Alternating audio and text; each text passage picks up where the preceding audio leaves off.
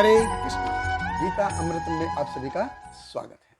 तो हम आ गए हैं भगवत गीता अध्याय 5 श्लोक क्रमांक 15।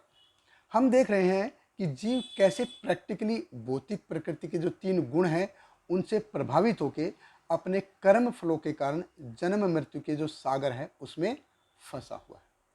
और हमने यह भी देखा कि जीव अपने किसी अच्छे या बुरे कार्य के प्रति रिस्पॉन्सिबल नहीं। तो इसी थीम को भगवान आगे बढ़ाते हैं।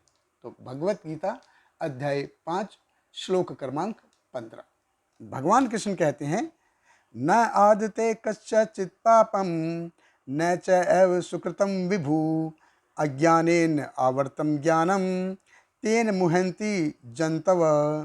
भगवान कृष्ण कहते हैं, परमेश्वर न तो किसी के पापों को ग्रहण करता है न पुण्यों को, किंतु सारे देहधारी जीव उस अज्ञान के कारण मोहग्रस्त रहते हैं जो उनके वास्तविक ज्ञान को आच्छादित किए रहता है। देखिए, भगवान कृष्ण कहते हैं, न आदते कस्यचित् पापम न च एव सुकृतम विभु, कि मैं किसी के पाप और पुण्य को नहीं लेता, कि भगवान किसी के अच्छे कार्य के लिए या किसी के बुरे कार्य के लिए रिस्पॉन्सिबल नहीं है। देखिए, इस भौतिक जगत में भगवान कृष्ण का एक्चुअली क्या रोल है।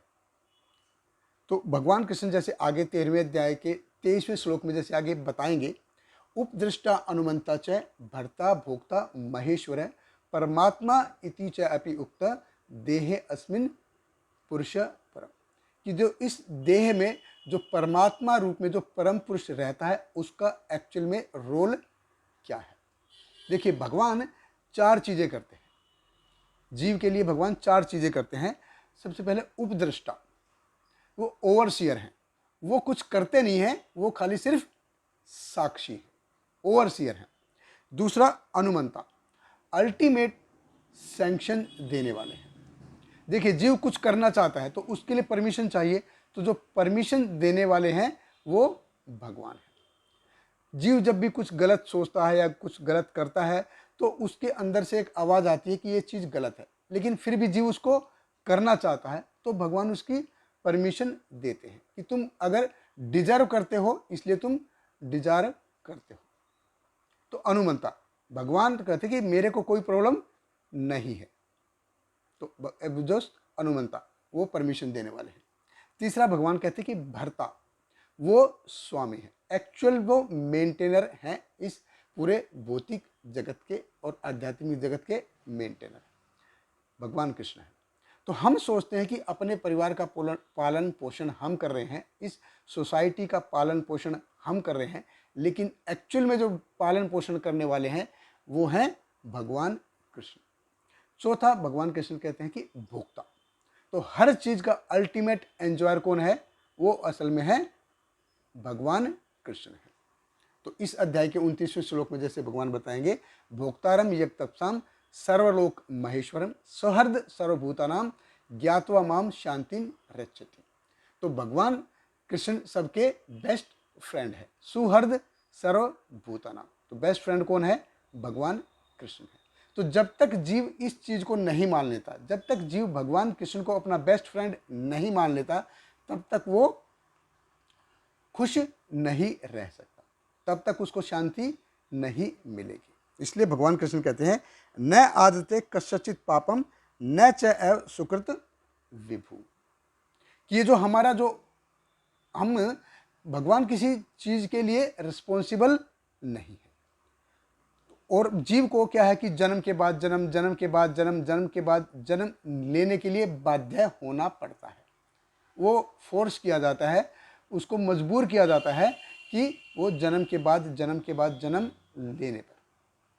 क्यों? क्योंकि देखो, अज्ञानेन आवर्तनम, उसका जो अज्ञान है वो, उसका जो ज्ञान है वो अज्ञान से ढका रहता है। अज्ञानेन आवर्तनम, अज्ञान से उसका ज्ञान ढका रहता है। ज्ञान क्या है कि मैं ये शरीर नहीं, मैं आत्मा हूं। ये एक्चुअल में ज्ञान है, ये जानना ज्ञान है कि हम ये शरीर नहीं है, हम ये आत्मा है। जन्म से पहले हम कहाँ थे, हमको पता नहीं। मरने के बाद हम कहाँ जाएंगे, हमको पता नहीं। इसके बीच में हम आके थोड़ा हाथ पैर मारते हैं, थोड़ा हंसते हैं, थोड़ा रोते हैं, पापा कहते हैं बड़ा नाम करेगा, गाते हैं और चले जाते हैं। कहाँ जाते हैं पता नहीं। तो ये कहाँ जाते हैं हमको पता नहीं। और ये एक्चुअली कर्म फल है ना, जो हमारे कर्म फल हमको एक जन्म से दूसरे जन्म में लेके जाते हैं। एक योनि से दूसरी योनि में कौन लेके जाता है? कर्म फल लेके जाते हैं हमारे जो। और कर्म फल कैसे मिलते हैं हमको? ये भौतिक जो गुण है, भौतिक प्रकृति के जो 3 गुण है, वो हमसे ये सब करवाते हैं। तो भगवान कृष्ण इसके लिए रिस्पॉन्सिबल नहीं है। ये भौतिक प्रकृति के 3 गुण हैं जो इसके लिए रिस्पॉन्सिबल हैं। ना हम रिस्पॉन्सिबल हैं, ना भगवान रिस्पॉन्सिबल है। देखिए माया कैसी है, माया कैसी है, ना भगवान कुछ करते हैं और ना हम कुछ करते हैं। ये भौतिक प्रकृति के 3 गुण हैं जो सारा करते हैं। और इस 3 गुणों से ही हमारी चेतना जो है आच्छादित रहती है। ये 3 गुणों के, हम इन 3 गुणों के प्रति आसक्त रहते हैं और उससे ढके रहते हैं। तो हमारा जो ये ज्ञान है कि हम शरीर नहीं आत्मा है, अज्ञान से ढका रहता है। तो अज्ञान क्या है? कि मैं ये शरीर हूँ, ये मन हूँ, ये बुद्धि हूँ, ये अहंकार हूँ। ये एक्चुअल में अज्ञान है। तो देखिए भगवान कृष्ण बताते हैं कि मैं इसके लिए रिस्पॉन्सिबल नहीं हूँ। और श्रील प्रभुपाद बहुत सुंदर उदाहरण देते हैं कि जैसे एक बहुत धनी व्यक्ति है, बहुत धनी व्यक्ति है, उसके बाद बहुत पैसा है, तो जो बाह्य भौतिक जगत में कुछ भी हो रहा हो, कुछ भी उथल पुथल मची हो, शेयर मार्केट कितना भी गिर जाए या कितनी भी मंदी आ जाए, और कितना भी कुछ भी महंगाई बढ़ जाए, कुछ भी फर्क पड़ जाए, कोरोना आ जाए, कुछ भी आ जाए, उसकी 7 पुश्तें रोज पनीर टिक्का खाएंगी, उसके ऊपर कुछ फर्क नहीं पड़ेगा। तो भौतिक जगत में कुछ भी उथल पुथल मची रहे, वो जो अमीर आदमी है उसके ऊपर कुछ फर्क नहीं पड़ेगा। या यूँ समझिए कि आप 20 गाड़ी में बैठे हो जिसमें अमेरिका का प्रेसिडेंट बैठता है। तो आप 20 गाड़ी में बैठे हो तो 20 गाड़ी पे किसी चीज़ का असर होता नहीं है। उसके ऊपर बम का, मिसाइल का, आंसू गैस का, जहरीली गैस का कुछ फर्क नहीं पड़ेगा। उसके टायर भी कभी पंचर नहीं होंगे। उसके अंदर जो बैठा है, अगर आप उसके अंदर बैठे तो आप बिल्कुल सेफ हो, बिल्कुल सिक्योर हो। बाहर कितना भी AK-47 चलती रहे, बाहर कुछ भी धड़ाधड़ कुछ भी होता रहे, जीव उसके अंदर जो आदमी बैठा है वो बिल्कुल सुरक्षित है। उसी प्रकार हम आत्मा इस शरीर के अंदर सुरक्षित है। मन, बुद्धि और अहंकार का जो ये शरीर है, भौतिक शरीर है, इसके अंदर जीव सुरक्षित है, आत्मा सुरक्षित है। बाहर से इसको कुछ भी होता रहे, इस शरीर को कुछ भी होता रहे, बीमार हो जाए, कुछ भी हो जाए, इसको कोरोना आ जाए, कुछ भी हो जाए, बाहर से इस शरीर को कुछ भी रहे, बनेगा, बिगड़ेगा, बनेगा, फिर बिगड़ेगा, कुछ भी होता रहे, जीव को कुछ फर्क नहीं पड़ेगा। शरीर, मन, बुद्धि, अहंकार को कितनी भी चोटें लगेगी, कितना भी बनेगा, बिगड़ेगा, लेकिन इसके अंदर जो जीव बैठा है उसको कोई फर्क नहीं पड़ेगा, वो उससे प्रभावित नहीं होगा।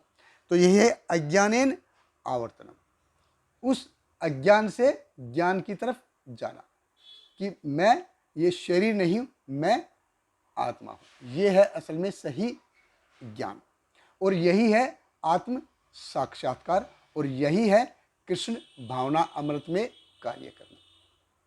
तो इसके लिए हमको क्या करना पड़ेगा? नियमित रूप से भगवान कृष्ण के पवित्र नामों का जप करना पड़ेगा, नियमित रूप से शास्त्रों का पठन करना पड़ेगा, नियमित रूप से साधुओं से श्रवण करना पड़ेगा। तो फिर धीरे धीरे हम अज्ञान से ज्ञान की तरफ बढ़ते जाएंगे। बहुत बहुत धन्यवाद। हरे कृष्ण। हरे कृष्णा कृष्ण कृष्ण हरे हरे, हरे रामा राम राम हरे हरे।